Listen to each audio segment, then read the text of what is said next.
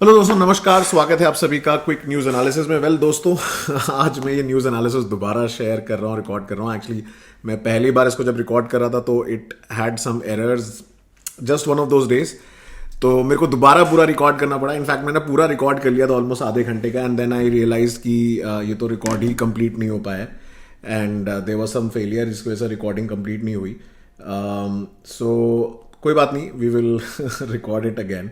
And so because आज का बड़ा इंपॉर्टेंट जजमेंट है जिसके हमें डिटेल में कवर करना है। And obviously it's about article 370। Indian express and the Hindu में बड़े कन्फ्लिक्टिंग से आर्टिकल्स आए हुए हैं। वन आर्टिकल टॉक्स अबाउट कि जजमेंट कैसे इंपॉर्टेंट है, the other article talks about कि नहीं, ये फेडरलिज्म के स्ट्रक्चर के साथ धोखा है, एटसेट्रा एटसेट्रा, ये सारी चीजें। तो इनके बारे में बात करेंगे दोस्तों आज के हम लोग news analysis, quick news analysis. जैसा कि आप लोग जानते हैं, हम लोग हिंदू और इंडियन एक्सप्रेस को कवर कर रहे हैं। If you are new to this initiative, you can read more about me on this slide. Then पहले क्या होता था, सिर्फ हिंदू पे ज्यादा हमारा फोकस रहता था, but now the news is very much relevant from the Indian express also. काफी इंटरेस्टिंग आर्टिकल्स आते हैं, तो वो भी हम कवर करेंगे। एंड एज यू नो कि हम लोग डेली न्यूज एनालिसिस के बाद we have this MCQ session रात को 8 बजे। तो वो आप यूट्यूब चैनल जो हमारा दीपांशु सिंह है उस पर आपको मिल जाएगा। And all the PDF is available on the Telegram channel of UPSC with DS। आप सर्च भी करेंगे, आपको मिल जाएगा, राइट। एंड इसके अलावा आप में से बहुत सारे लोगों के मेल्स एंड मैसेजेस आए regarding my personal mentorship. So yes, it is available for prelims 2024 and 25 and combined we have with mains. उसके अलावा सोशोलॉजी अगर आपका ऑप्शनल है, if you looking for guidance with test series, this includes test series for both prelims and mains. ऐसे guidance भी है। So there limited seats only दोस्तों। तो अगर आप इंटरेस्टेड हैं, so you can reach out to me, you can mail me and I get back to you. And इसका मैंने डिटेल में एक गूगल फॉर्म लिंक दिया हुआ है डिस्क्रिप्शन बॉक्स में एंड इन द कमेंट्स, तो आप उसको भर दीजिएगा and I reach out to you and will have a discussion on this, right. It's more important कि आप कितने डेडिकेटेड हो इस प्रोग्राम को ज्वाइन करने के लिए, rather than the monetary aspect. उसके अलावा एज यू नो कि I am bringing you lot of exciting video series on jeep हो गया, जो भी प्रीलिम्स के लिए आपके हेल्पफुल होगा। Then core concepts on UPSC prelims, कैसे हम लोग 110 प्लस स्कोर कर सकते हैं, CSAT गाइडेंस, ये सारी चीजें मैं आपके लिए इस यूट्यूब चैनल पे लेके आ रहा हूं। तो चैनल को सब्सक्राइब करना मत भूलिएगा और वीडियो को जरूर लाइक एंड शेयर करिएगा। सो आज सबसे इंपॉर्टेंट है आर्टिकल 370। थोड़ी स्क्रिबलिंग ऑलरेडी हो चुकी है, बिकॉज जब मैं वीडियो पहले रिकॉर्ड कर रहा था तो मैंने ऑलरेडी सब कुछ लिख दिया था। सो थोड़ा ये प्रोसेस अब फास्टर हो जाएगा। सो एनीवे, सो आर्टिकल 370 के ऊपर ऑब्वियसली मेन एडिटोरियल है SR बोमई जजमेंट के ऊपर है, उसके बारे में बात करेंगे। Then the relevance of article 3 in creating a new Indian territory, उस पर बड़ा इंपॉर्टेंट है। इंटरनेशनल रिलेशंस एंड इकोनॉमी के ऊपर एक इंटरेस्टिंग आर्टिकल आया है। सोशल के ऊपर, पकड़वा शादी के ऊपर आया है, इसके बारे में बात करेंगे। Then there are 5 questions and MCQs जो हमें आज प्रैक्टिस करनी है। सो पहले आर्टिकल की तरफ बढ़ते हैं। जैसा कि आप देख सकते हैं, मैंने ऑलरेडी काफी कुछ स्क्रिबल कर दिया है, but what I will do is I will keep on highlighting it for that you know the context. तो ये पहला जो दोस्तों इंडियन एक्सप्रेस से एक्सप्लेन सेक्शन से है कि from sovereignty of Jammu and Kashmir to temporary nature. तो इसमें पहली बार एक तो इंपॉर्टेंट चीज है कि 5-0 यूनानिमस जजमेंट किसी ऐसे इंपॉर्टेंट इशू पे देखने को मिलता नहीं है। तो अपने आप में ये बहुत सिग्निफिकेंट है कि पांचों जजेस ने, including the chief justice of India, ने कंकर किया है। Then the major question was regarding the constitutional order of constitutional order 272 and 273, जो basically president of India ने issue किया था for revocation of article 370 and कैसे उसको यूज किया गया। तो मेन सवाल उसके ऊपर था। तो पहले जरा बात करते हैं sovereignty of Jammu and Kashmir को लेके। तो सबसे बड़ा सवाल ये उठा कि क्या जम्मू कश्मीर एक इंडिपेंडेंट एंटिटी है, क्या उसकी सॉवरेनिटी थी। तो वो वहीं पे सवाल जब खत्म हो गया, क्योंकि अगर आप देखेंगे हमारा कॉन्स्टिट्यूशन का आर्टिकल 1 इसके बारे में बात करता है। अगर आप आर्टिकल 1 देखेंगे दोस्तों, वहां पे दिया हुआ है कि इंडिया जो है is a union of states, और उसमें आप देखेंगे रेफरेंस में पार्ट 3 में मेंशन है Jammu Kashmir is an integral part of it. Then section 3 of the constitution of Jammu Kashmir जो अलग से था, उसमें इसके बारे में मेंशन किया गया। इनफैक्ट अगर आप आगे देखेंगे, सेक्शन 147 है उन्हीं के कॉन्स्टिट्यूशन का, जो ये बोलता है कि उनका जो सेक्शन 3 है उसको अमेंड नहीं किया जा सकता। मतलब इंडिया का पार्ट जम्मू कश्मीर है, इसको कोई चेंज नहीं कर सकता। तो सॉवरेनिटी, अलग से इंडिपेंडेंट एग्जिस्टेंस की जम्मू कश्मीर की तो बात ही यहां पे खत्म हो गई, जो ऑलरेडी प्रोग्रेसिवली होता रहा। इसके साथ साथ जो महाराजा हरि सिंह के बेटे हैं श्री युवराज कर्ण सिंह, उन्होंने 1949 में एक प्रोक्लेमेशन इशू किया था जहां पे उन्होंने बोला कि इंडिया का कॉन्स्टिट्यूशन जो है वो एप्लीकेबल होगा, एंड उन्होंने प्रोक्लेमेशन इसलिए इशू किया था सो दैट ये जो क्लैरिटी मिल जाए लोगों को कि इंडिया का कॉन्स्टिट्यूशन जो है वो एप्लीकेबल है एंड इंडिया का एक इंटीग्रल पार्ट है जम्मू एंड कश्मीर। तो सब्सिक्वेंटली ग्रेजुअली आप देखेंगे ये प्रोग्रेशन हुआ है towards the integration of Jammu and Kashmir in the union of India. उसके अलावा एक इंटरनल सॉवरेनिटी को लेकर सवाल उठा था कि क्या उसकी एक इंटरनल सॉवरेनिटी भी है जम्मू कश्मीर की, तो उस पर जो है डिस्कशन हुआ एंड देन जजमेंट आया कि आर्टिकल 370 को जिस तरीके से हटाया गया उसको लेके कोई एक कॉन्स्टिट्यूशनल मैकेनिज्म तो नहीं था, बट क्योंकि कॉन्स्टिट्यूएंट असेंबली ने खुद मेंशन किया था जम्मू कश्मीर की कि उसको हटा सकते हैं president's with the concurrence of the constituent assembly in the article 370 sub clause 3, और उसी का यूज किया गया। एंड टेम्पररी फीचर क्यों है इसके बारे में बड़ी इंपॉर्टेंट चीज है कि ये क्यों टेम्पररी प्रोविजन था। दो कारण है, पहला इसको तब तक के लिए रखा गया आर्टिकल 370 को जब तक जम्मू कश्मीर की कॉन्स्टिट्यूएंट असेंबली एक परमानेंट कॉन्स्टिट्यूशन जम्मू कश्मीर का ना बना दे, और दूसरा वॉर लाइक सिचुएशन थी तो उस समय वहां के लोगों को प्रोटेक्ट करने के लिए इसका किया जाना जरूरी था, सो दैट आर्टिकल 370 का यूज करके वो इंडियन यूनियन जो है वो प्रोटेक्ट कर सकता है जम्मू कश्मीर के लोगों को। अब सवाल उठता है on the legality of abrogation of article 370। तो इसमें दो तरीके से इसको दोस्तों किया गया जो मैंने यहां पे एक्सप्लेन किया हुआ है कि पहले कॉन्स्टिट्यूशनल ऑर्डर 272 इशू किया गया जिसके तहत आर्टिकल 367 को चेंज किया गया, जिसमें टर्म लिखा हुआ था constituent assembly of Jammu and Kashmir, उसको चेंज करके डाल दिया गया legislative assembly Jammu and Kashmir. क्यों, उसका रीजन अगले कॉन्स्टिट्यूशनल ऑर्डर में देखने को मिलता है। 273 जब इशू किया गया for revocation of article 370 by the parliament नहीं कर सकता था, बट कैसे करा उन्होंने, क्योंकि कॉन्स्टिट्यूएंट असेंबली जम्मू कश्मीर की एग्जिस्ट नहीं करती है और अब उसका जो रेफरेंस है वो चेंज कर दिया गया है 367 में, उसको डाल दिया गया कि now it will be known as the legislative assembly of Jammu and Kashmir. Legislative assembly exist नहीं करती थी क्योंकि प्रेसिडेंट्स रूल लग गया था जो सुप्रीम कोर्ट ने वैलिड माना है, और वो पावर पार्लियामेंट के पास आ गई। पार्लियामेंट ने डिसाइड कर दिया कि हम आर्टिकल 370 को हटा देते हैं।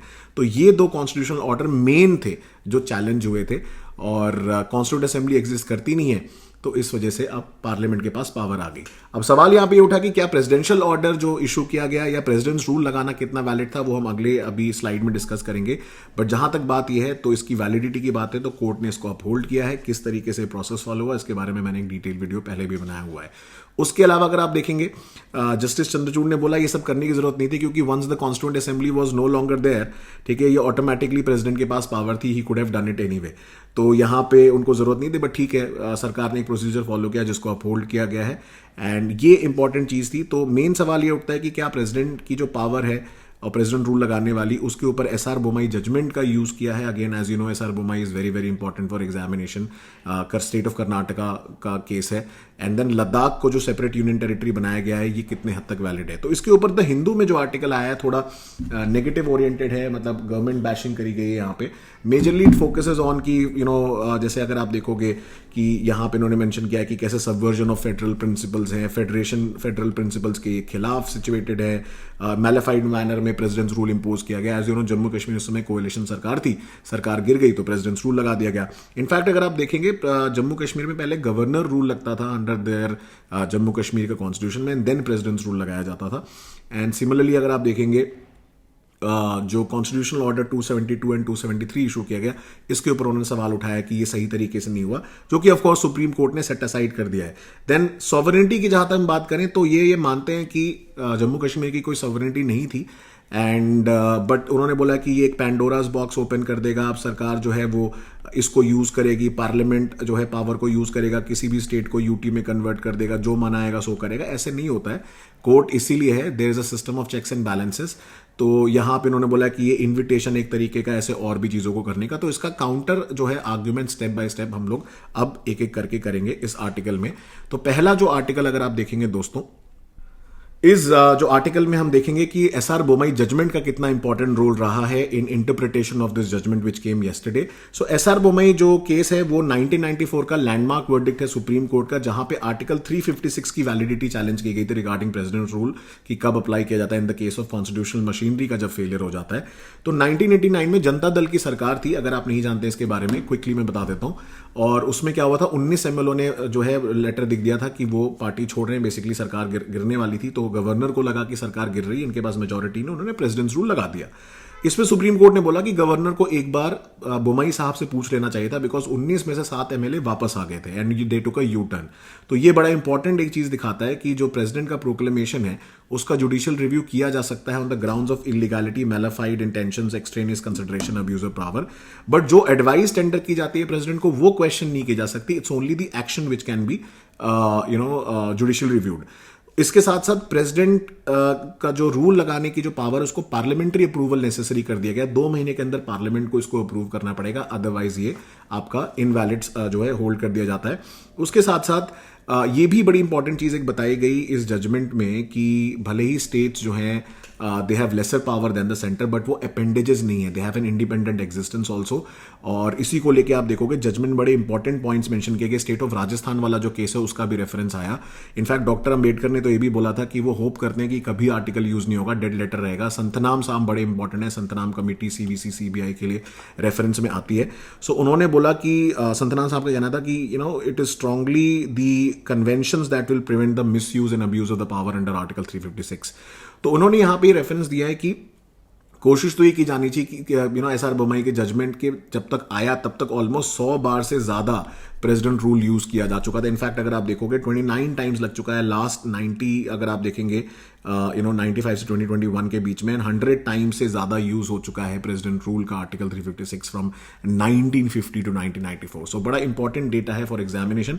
देन इसी से रिलेटेड अगर हम देखें यूनियन टेरिटरी की क्रिएशन की जो एक दूसरा एस्पेक्ट जजमेंट में है या सवाल पूछा गया हिंदू के आर्टिकल में, तो इस समय हमारे ये 8 यूनियन टेरिटरी हैं। दमन एंड दीव, दादर नगर हवेली, जैसा दोस्तों जानते हैं मर्ज हो चुका है। एंड स्टेट्स, जैसा कि आप दोस्तों जानते हैं जजमेंट में भी बात बताएगी कि उनकी खुद की सरकार होती है and they are directly accountable to the citizen of the state. At the state time अगर आप देखेंगे कि स्टेट्स का जो रिलेशनशिप है विद द सेंटर थोड़ा अलग है with union territory, because states के पास थोड़ी ज्यादा ऑटोनॉमी होती है। एट द सेम टाइम ये उनके लिए भी रेलिवेंट है, चाहे आप यूनियन टेरिटरी की बात करें जहां पे legislative assembly like Delhi and Pondicherry, वहां पे भी आप देखोगे सेंटर का कंट्रोल ज्यादा रहेगा, चाहे कुछ भी आप कर लो, बिकॉज अल्टीमेटली उसका बनाने का रीजन कुछ और है। And there is no set category, homogenous class of union territory नहीं है।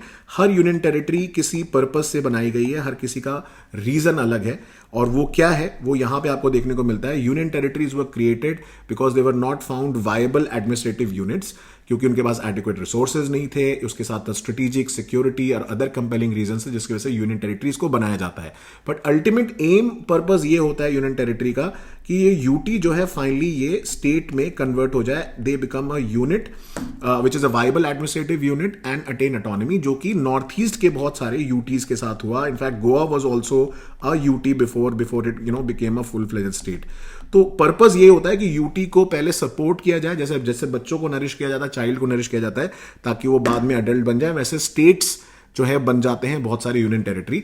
तो इसीलिए जो status of Ladakh as a union territory उसको अप्रूव किया है आर्टिकल 3A के अंदर, बिकॉज उसके अपने चैलेंजेस है सिक्योरिटी के, डेवलपमेंट के, उसको सुप्रीम कोर्ट ने इनवैलिड नहीं किया है। साथ साथ उन्होंने ये भी बोला है कि जब तक क्योंकि सॉलिसिटर जनरल ने रिटर्न में दिया था कि सरकार जो है जम्मू कश्मीर को रीइंस्टेट करेगी as a state from union territory, उन्होंने बोला तब तक हम वेट नहीं कर सकते, आप इलेक्शंस करवाइए। इलेक्शन कमीशन ऑफ इंडिया को बोला है by 30 September 2024 under section 14 of the Jammu and Kashmir reorganisation act, ठीक है। एंड तब तक स्टेटहुड तक हम लोग जो है ये लोग वहां के जो है होल्ड नहीं कर सकते, डेमोक्रेसी को रोका नहीं जा सकता है। ये इंपॉर्टेंट पॉइंट है। उसके अलावा लास्ट जो काउंटर एक पॉइंट आप कह सकते हो वो आर्टिकल 3 को लेके है, कि जो आर्टिकल 3 हमारा कॉन्स्टिट्यूशन का बोलता है कि फॉर्मेशन ऑफ न्यू स्टेट्स को लेके जो पावर है and alteration of areas and boundaries, तो पार्लियामेंट के पास पावर होती है, वो नया स्टेट बना सकता है, यूनियन टेरिटरी को मर्ज कर सकता है, किसी का एरिया डिक्रीज कर सकता है, बढ़ा सकता है, ऑल्टर कर सकता है, सब कुछ कर सकता है। इसको लेके सुप्रीम कोर्ट ने बोला है कि क्या पावर्स हैं, what are the powers of the central government, वो कितनी लिमिट लग सकती है उस पर, this is a matter of another case. इस केस में हम उसको डिस्कस नहीं कर सकते, बट जहां तक लद्दाख के यूनियन टेरिटरी बनाने की बात है वो उन्होंने अपहोल्ड किया है। जम्मू एंड कश्मीर को उन्होंने बोला है कि यूटी से जितना जल्दी हो सके स्टेट में इसको आप रिस्टोर करेंगे, बट इलेक्शंस कराने जरूरी हैं। तो उन्होंने बोला कि principle of federalism and representative democracy पे जो इंपैक्ट होता है यूनियन टेरिटरी के बनाने से या फिर ये आर्टिकल 3 की पावर यूज करने से, उसको उन्होंने ओपन एंडेड रखा है। उसके ऊपर सुप्रीम कोर्ट ने कहा है कि we will have to sit and decide in a separate matter. सिर्फ ये एक पॉइंट है जो आप कह सकते हो कि आर्टिकल में भी हिंदू का थोड़ा जस्टिफाइड है, बट अदरवाइज जितने भी हमने पॉइंट्स अभी तक देखे उसमें कहीं ना कहीं आप देखो हिंदू में जो आर्टिकल निकला है, एडिटोरियल निकला है, it's more like an emotional touch to it, but कोई ज्यादा रेलिवेंट उसमें डेटा एंड फैक्ट्स नहीं है। तो दोस्तों ये थी जम्मू कश्मीर को लेकर जजमेंट की समरी। आई होप आपको अच्छी लगी। Do let me know in the comment section आपके जो भी doubts and queries if you liked it. Next is related to sociology. So sociology में आप देखेंगे मैनिफेस्ट एंड लेटेंट फंक्शंस आपके मर्टन केस में यूज हो सकते हैं। डरखाइम की थ्योरी ऑफ सॉलिडारिटी यूज की जा सकती है। सो पकड़वा शादी क्या होती है, बेसिकली बिहार और झारखंड के एरियाज में बहुत फेमस है, रेलिवेंट, इनफैक्ट काफी मूवीज इस पे बनी हुई हैं। जनरली जो पेरेंट्स डाउरी अफोर्ड नहीं कर सकते थे, वो लड़कों को पकड़ के किडनैप करके उनकी शादी करा देते थे विद देयर डॉटर्स। एंड अब ऑब्वियसली शादी हो जाती है तो इंडिया में तो प्रचलन है कि हम उसको कंटिन्यू करते हैं, डिवोर्स कोई करता नहीं है जल्दी। सो 7,194 फोर्स मैरिज केसेस रिपोर्ट किए गए थे जनवरी टू नवंबर में, and they have increased only. In fact ये बिहार का नेशनल क्राइम रिकॉर्ड्स डेटा से लिंक किया गया है। एंड ये बड़ा एक रेलेवेंट कॉन्टेक्स्ट है सोशियोलॉजी के पॉइंट ऑफ व्यू से ऑल्सो, जैसा मैंने बताया आप इसको यूज कर सकते हैं। And so this is one of the factor. And काफी ज्यादा आज के टाइम पे आप देखो when we are reaching the moon and the stars, अभी भी ये सब चीजें प्रेवलेंट है, अपने अपने कंपल्शंस हैं। सो इंडियन सोसाइटी में the great and little traditions का कॉन्सेप्ट भी आपका यहाँ पे लिंक हो जाएगा, that can be link to this topic. So बहुत सारे एप्लीकेशंस इसके फ्रॉम द पर्सपेक्टिव सोशियोलॉजी, तो हम सोशियोलॉजी क्लास में इसके बारे में डिटेल में डिस्कस करेंगे। Then we were talking about elections in Jammu and Kashmir. So Jammu Kashmir की अगर हम देखें, पंचायत में लगभग 12,000 सीट वेकेंट है अभी भी। लास्ट इलेक्शन वहां पे आप देखेंगे 2018 में होता, उस समय भी अगर आप देखोगे मिलिटेंसी की वजह से चीजें ढंग से नहीं हो पाई थी इम्प्लीमेंट। सो पहले तो यहाँ पे जो है पंचायत एप्लीकेबल नहीं था सिस्टम, बट हल्का पंचायत सिस्टम में एप्लीकेबल है। सो हल्का पंचायत बोलते हैं in Jammu and Kashmir. So currently only Nagaland, Meghalaya, Mizoram and UT और दिल्ली को छोड़ के हर जगह इंडिया के स्टेट इन यूटी में पंचायत एप्लीकेबल है। दिल्ली में अर्बन लोकल बॉडीज हैं, but MCD and NDMC, but local जो है panchayat is not there in the Delhi region, majorly urban area. So 73rd 74th amendment act constitutional provision से रिलेटेड ये news है, इसके बारे में ध्यान रखिएगा। देन वेनेजुएला गायाना के बीच में लड़ाई चल रही है, डिस्प्यूटेड एरिया है बिटवीन देम। वेनेजुएला इसिकीबो रिवर के इधर जो एरिया में जितना भी ये जो है एरिया इसको क्लेम करता है as theirs. Guyana and Venezuela are one of the oil richest countries in the world, ठीक है, मेजर पैसा इनका ये है। In fact Venezuela has the largest oil reserves in the world, but फिर भी अगर आप देखो इनके यहाँ प्रॉब्लम्स हैं। They are going through a continuous crisis of very high inflation, majorly related to corruptions and communist regimes हैं यहाँ पे, and influence of US and Russia. So Guyana अगर आप देखेंगे जो इनके लीडर हैं president Irfan Ali, Indian origin के हैं, प्रधानमंत्री मोदी जी के साथ काफ़ी क्लोज बॉन्ड्स है। President of India recently visited Guyana, तो काफ़ी इंपॉर्टेंट हो जाता है प्रीलिम्स के लिए। मैपिंग के परस्पेक्टिव से याद रखिएगा, ये पूरा एरिया जो है लेक मार्सिबाओ के पास यहाँ पे कैटाटूम्बो लाइटनिंग्स होती हैं, इसका याद रखिएगा। 1 मिनट के अंदर 1000 लाइटनिंग गिरती हैं। Very very important again for examination, and this is one of the largest reserves of oil in area में मिलते हैं। तो लड़ाई एक्चुअली उसी को लेके है, मेजरली ऑयल रिजर्व्स को लेके। तो इसमें अब ब्राजील जो है वो इंटरवीन कर रहा है between Guyana and Venezuela, so just remember that. बाकी वेब ब्राउजर्स कैसे काम करते हैं इसको लेके एक बड़ा इंटरेस्टिंग आर्टिकल आया है। तो सबसे पहले ब्राउजर जो न्यूज में था वो था मोज़ैक, आया सीन में 1993 में। Then came the Netscape, then Internet Explorer, then Mozilla Firefox in 2005, and then Chrome आया 2008 में। बड़ा सिंपल एंड मिनिमलिस्टिक डिजाइन था, इस वजह से काफी फेमस हो गया। So how does a web browser actually work, science and technology के लिए बड़ा इंपॉर्टेंट आर्टिकल है ये। सो बेसिकली देखिए, अपने आप में ना एक सिस्टम है वो वेब ब्राउजर जो है, इसका कंप्लीट सॉफ्टवेयर पैकेज। उसमें अल्टीमेटली क्या होता है, रिक्वेस्ट आती है, सेंड होती है और रिसीव होती है फ्रॉम द सर्वर, जहां से डेटा फेच होता है। सो इसके साथ कुछ कुछ इसके बिल्डिंग ब्लॉक होते हैं। तो HTML जो होता है वो स्ट्रक्चरल ढांचा जो होता है पेज का, वो फिक्स करता है आपका। डिजाइन एलिमेंट जो होता है कैस्केडिंग स्टाइल शीट, CSS से पता लगती है जो डिजाइनिंग होती है। और डायनेमिक पेजेस क्रिएट करता है, जैसे बबल्स आ रहे हैं, एनिमेटेड वीडियोस बन रहे हैं, वो जावास्क्रिप्ट के थ्रू होता है। ये तीनों चीज कंबाइन होकर एक साथ ब्राउजर जो है रिक्वेस्ट भेजता है, उसको आती है, वो उसको स्टिच टुगेदर करता है, जो आपको पेज दिखता है। अल्टीमेटली इन तीनों का कॉम्बिनेशन होता है। उसके साथ साथ सिक्योरिटी प्रोटोकॉल्स होते हैं, HTTPS, जो मेंटेन करके रखते हैं सिक्योरिटी ऑफ वेब पेजेस, आपका लॉगिन डेटा, बाकी सारा डेटा, कि वो उसका कोई अनऑथराइज यूज ना हो। उसके साथ साथ आपके कंप्यूटर पे लोकल सिस्टम में कुकीज स्टोर होती हैं, जो बिट्स ऑफ इंफॉर्मेशन होती हैं, जो आपकी वेबसाइट आपने विजिट करी है उसको स्टोर करता है। कैश मेमोरी होती है जो पेजेस को रीलोड करने में हेल्प करता है, बिकॉज जो भी पेज आप विजिट करते हो उसको सेव कर लेता है एंड जल्दी रीलोड हो जाते हैं। तो कई बार आप तो कहते हैं ना कुकीज डिलीट करो, कैश मेमोरी आप इरेज करते हो सो दैट वो रिफ्रेश हो जाए पेज। तो ये बेसिकली सिस्टम है, this is how it works and it's a system of request and receive. Basically browser आपको फ्रंट पेज में इन सारी चीजों को स्टिच करके देता है, बट ये इंडिविजुअली अलग अलग HTML, CSS एंड जावास्क्रिप्ट आपके कंबाइन होकर आपको दिखते हैं।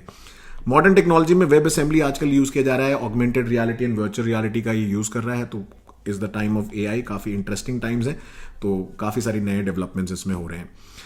बाकी I just wanted to share an interesting story of struggle and hard work and success. So this is a message that I received from a student of mine today morning, and she was dejected, disheartened after failure in 2020 prelims. She almost wanted to give up. She was like कि मेरे को I want to give up, and उनका optional commerce and accountancy था, but I said कि मत छोड़ो exam, attempt दे दो।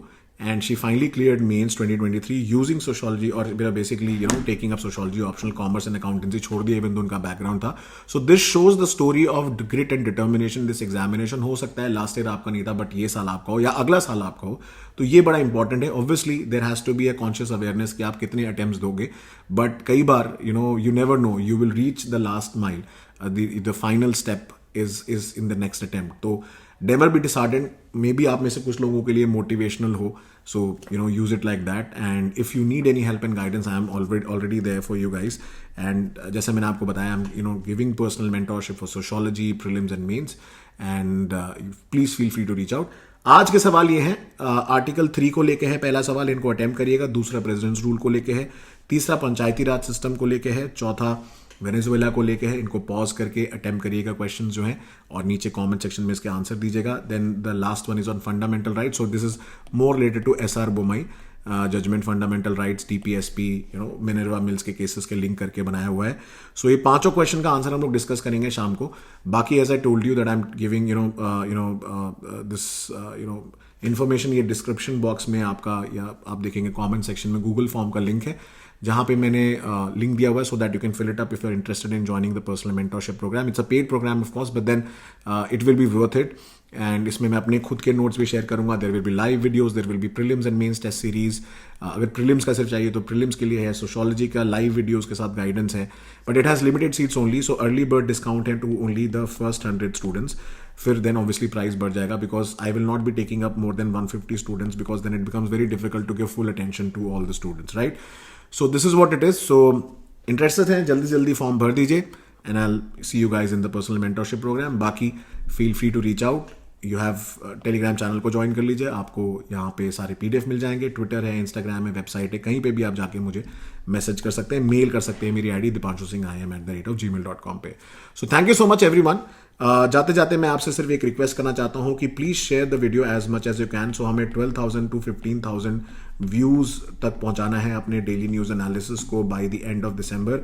Already आज 12 दिसंबर हो चुकी है, तो हमारे पास बहुत कम समय बचे हुए हैं। So do like the video, do share the videos, please make it like a movement. इसको जन आंदोलन बनाना है, सब तक ये पहुंचना चाहिए। ऐसी मोटिवेटिंग स्टोरीज जो हमारे स्टूडेंट्स की है वो सब तक पहुंचनी चाहिए। So please my humble request to you, please share this video as much as you can, do like it, and मैं आप लोगों के लिए मोटिवेटेड रहूंगा और भी ऐसे एक्साइटिंग इनिशिएटिव्स लाने के लिए।